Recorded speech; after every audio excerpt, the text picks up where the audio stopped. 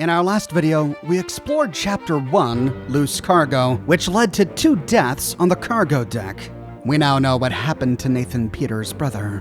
When done with that short chapter, and while exploring the rest of the cargo deck, we found some human remains beneath the stairs next to the lazarette. Using our memento mortem, we can explore the memory.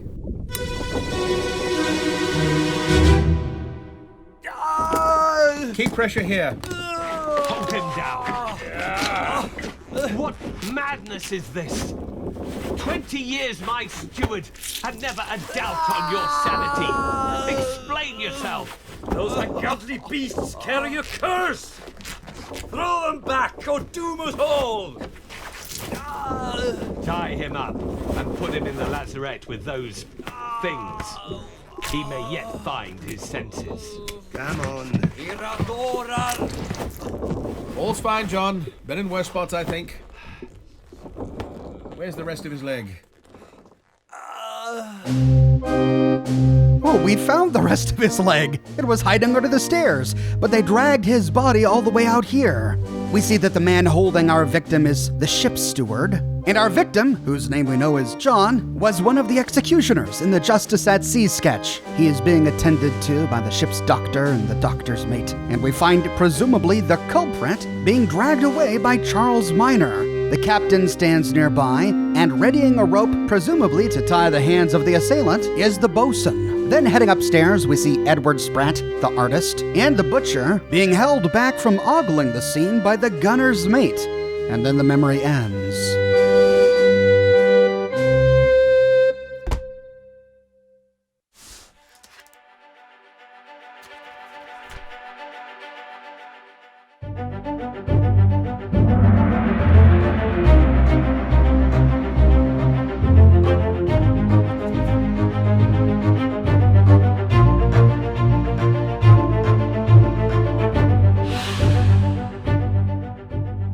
Chapter 5, Unholy Captives, Part 4, on the cargo deck. Well, we get a big clue as to the identity of our victim from the transcript. They called him John. Now, there are 2 remaining Johns on the ship, but one is John Davies, the 4th mate.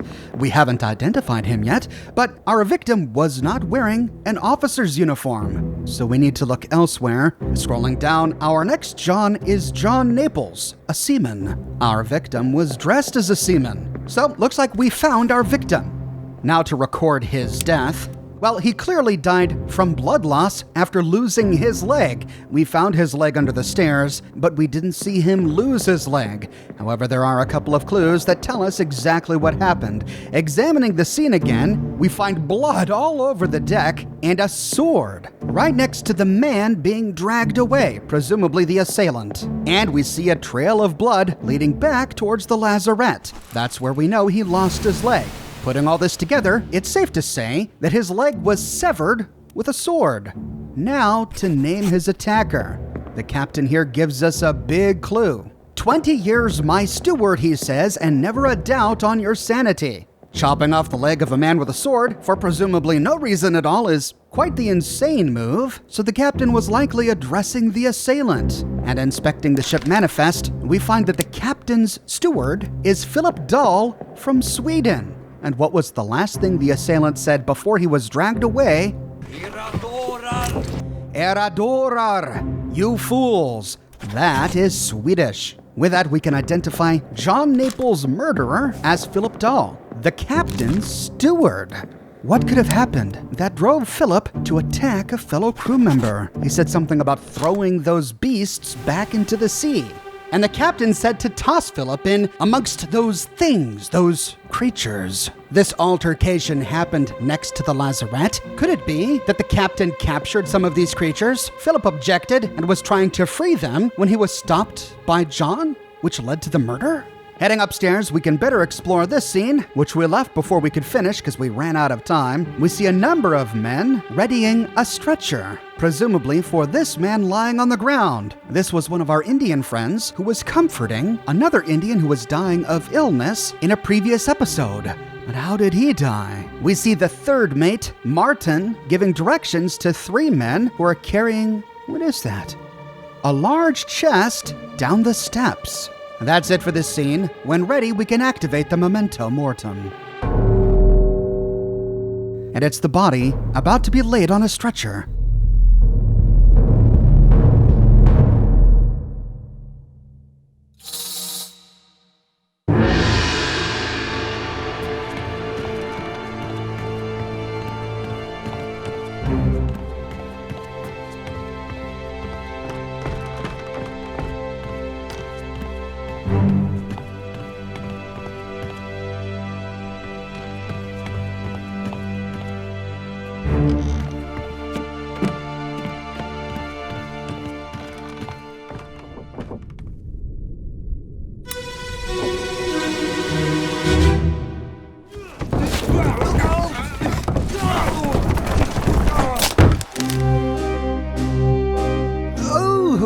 That was quick. He broke his neck by some falling cargo that slipped while they were taking it down the stairs. We see a number of familiar faces we've already identified trying to move this down the stairs, and this guy is flipped over on his back.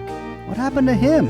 And what is it they're carrying? It looks like it has a tail. Moving behind the stairs, we see a man coming out of a door with a carpenter's hammer in his hand. But before we can explore any further, the memory fades.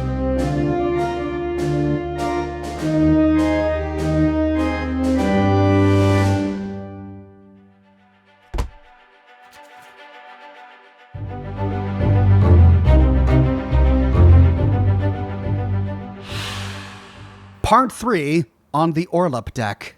We already deduced the identity of this guy. Now to record his fate. He was crushed by cargo. Well done. 3 more fates correct.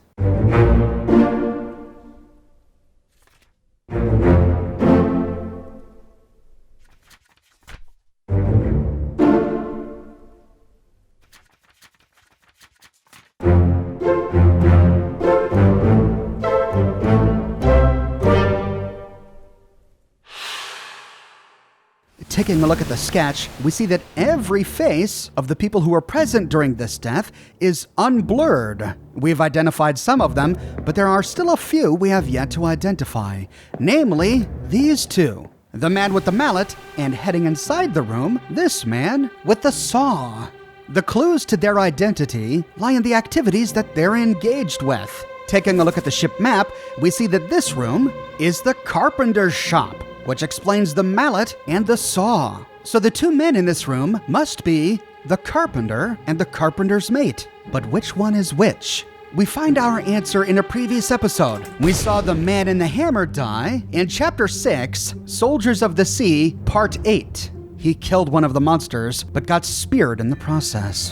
The other man died a few chapters before this one, in Chapter 6, Part 3. We saw him throwing an axe, another carpenter's tool, at the creature, but he got spiked and his body pinned to the wall. We notice, however, his friend with the hammer getting spiked in the shoulder behind him, and it is this man he's addressing when he says, Come on, boss. No, get there. Hey, cat! He said, "Come on, boss." His boss says, "No, get down." Then he says, "Hey, catch," before throwing the axe. The man telling him no, get down is the guy who got spiked in the shoulder. The man who said, "Come on, boss," is our man who threw the axe.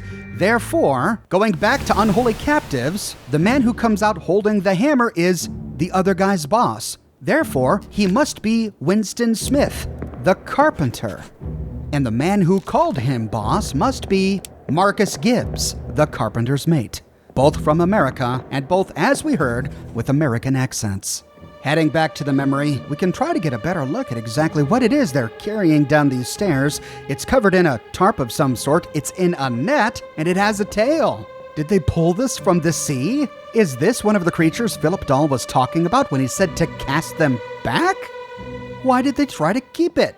When ready, we can activate the memento mortem. Oh, and this guy was dead. That's why his body lays here so unnatural.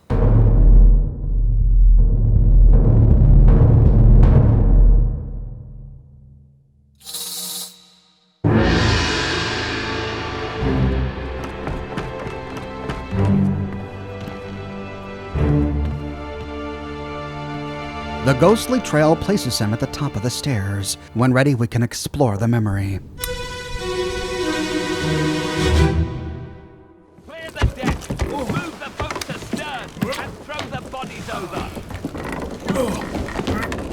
What's your footing? Hey there, what's this? Give them to me and I can fry us a solid meal, boys. Careful now. Take it slow. What's it, gentlemen? There's a pretty shell here. Let's have a look. No, get back. Oh, and he got slapped in the face by the tail of this beast. And we see the underside of this tail is covered in spikes. And we see that one of the men carrying the beast is John Naples, the very man whom Philip Dull murdered just a bit later. And we begin to understand how these men lost their footing. The shock of having the beast slap this guy in the head must have caused John to drop it, which led to William Wassim's death.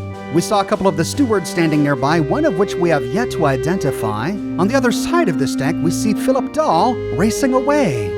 What's he doing? Could he be going to fetch a sword? Could he have been contemplating murder even here?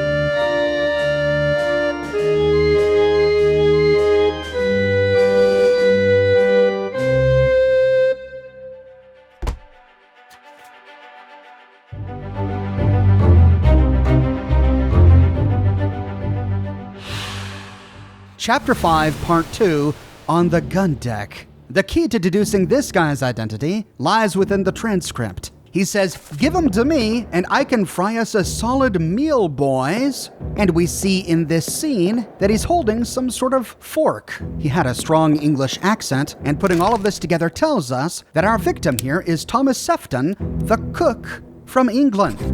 And he was struck by the tail of a beast.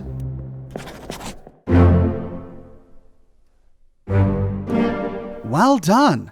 3 more fates correct.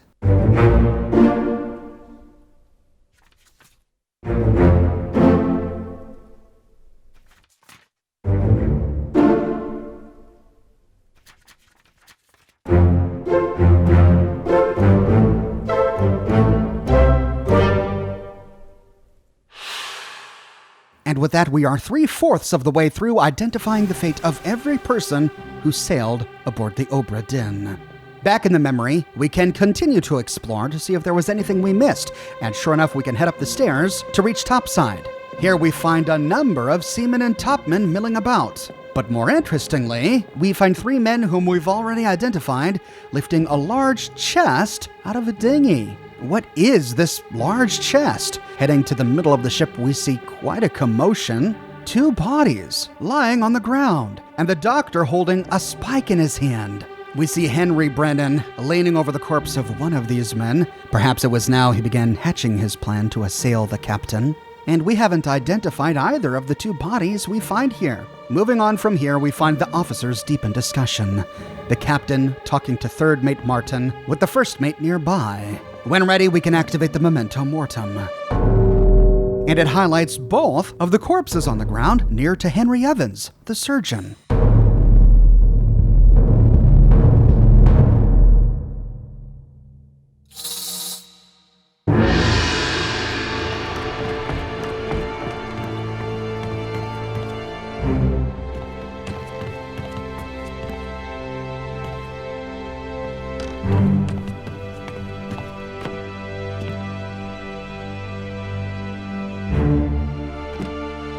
The ghostly trail places the bodies smack dab in the middle of the ship, and when ready, we can explore the memory. Lift this out and take it below. What the hell is going on? What do you know about these things? About the chest and your dead friends? 这是虾米？回来，全部供出来！拢是恁害啦！迄个害得较对人无顾好，是人稳死的啊！ He talk about a shell. Very dangerous. Shell? What shell? Oh, both men got spiked through the chest by this creature they were hauling out of the dinghy. And what's that sticking out of the net? An arm? One of the victims is one of our Formosans, and the other is this bald man, whom we first saw in our last episode. It's clear the captain was having a Chinese sailor translate for him. We find the translator standing nearby. We've already sealed his fate. And near to Henry Evans, we find 3 more bodies. Oh no, it's Miss Lim. Another Formosan, and his right arm is singed off, leaving nothing but bone. And the body of Second Mate Nichols, whom we saw leave the ship in a dinghy in Chapter 3. But before we can explore further, the memory fades.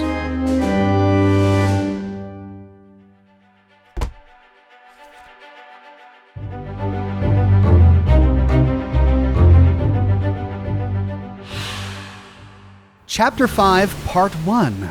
The face of our first victim is still blurry. We can't identify him, so for now, we'll record his fate.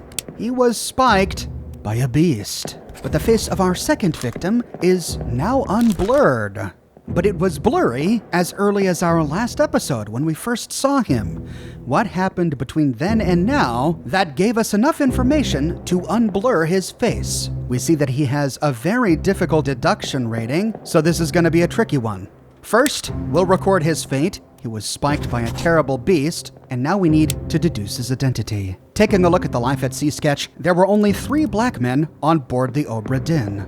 The first is Henry Booth. We already identified him, and we heard him speak. He spoke with an English accent. There's no cause for trouble, boys. Get in the boat. It wasn't his fault. I saw the whole thing. Nice. The second is the carpenter Winston Smith. We just identified him, and we heard him speak. He spoke with an American accent. No, get there! Is that all? So we need to find a name on this registry that will fit the features of our bald victim here. None of them match up until we get towards the very end of the list, and we read the name of number 55, Hamandao Diom, from Sierra Leone. Sierra Leone is a country in West Africa. It's likely that Hamandao Diom would speak with a thick African accent. Since we've identified the only other 2 black men aboard the ship, and neither of them had African accents, we can deduce with certainty that our victim who died in this scene is Hamandao Diom from Sierra Leone.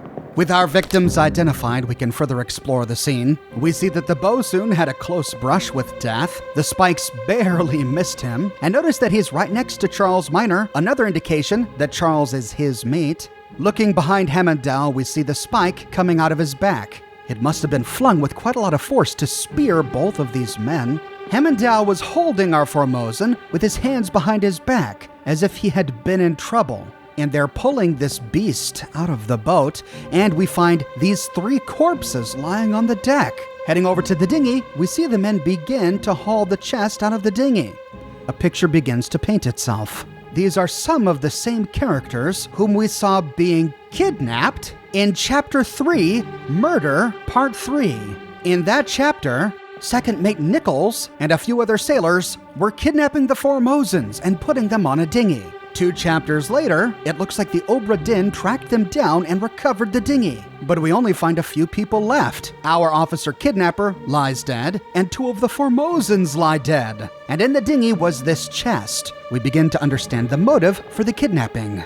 In our last episode, Chapter 1 Loose Cargo, we saw one of the Formosans guarding the passenger store. Then in Chapter 3 Murder, we saw Second Mate Nichols murder Pasqua, and the same Formosan guard, Hock Sang Lao, was lying unconscious on the floor near to the passenger store. Second Mate Nichols knocked him out while trying to steal whatever was behind the store. And then after murdering Pasqua, framed Hock Sang Lao for the murder. And inside the passenger store was this chest. Having failed to loot the chest then, Second Mate Nichols, with some conspirators, then kidnapped the Formosans with the chest and took to sea. But what's in the chest? Gold? Other treasure? We then remember the final words of our Formosan victim. He talk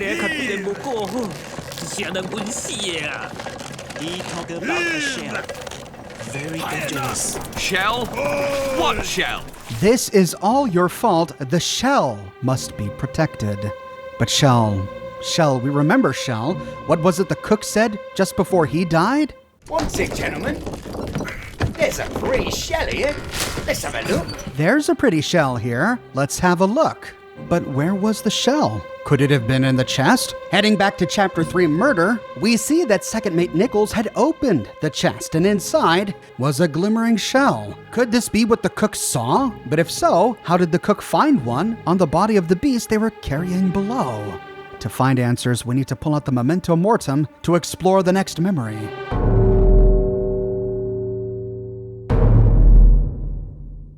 And it's our officer who lies dead on the deck.